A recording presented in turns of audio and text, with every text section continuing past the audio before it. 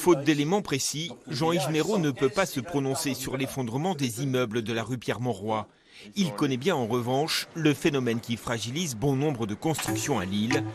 D'où vient réellement cette menace ? C'est la menace qui vient du sous-sol parce qu'à force de pomper l'eau des nappes phréatiques pour assécher les parkings, on fait descendre cette nappe. Les maisons de Lille sont construites dans une rivière, donc elles sont portées par l'eau, par l'argile qui est gonflée et par des pieux en bois, comme Amsterdam, comme Bruges ou comme Venise, même technologie.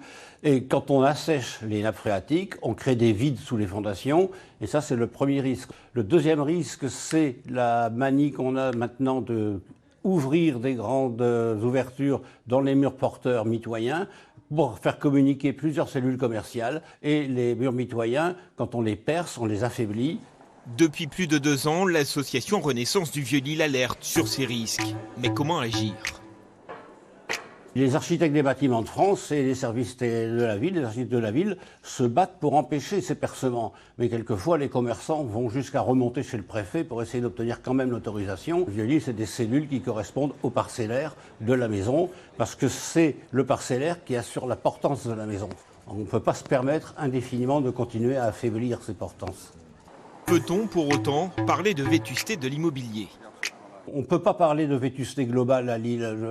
Lille, on travaille quand même, la mairie, les particuliers, tout le monde restaure cette ville depuis les années 70. Donc énormément de travaux ont été faits. Globalement, je ne pense pas qu'on puisse avoir les problèmes de la rue d'Aubagne à Marseille pour parler de ça.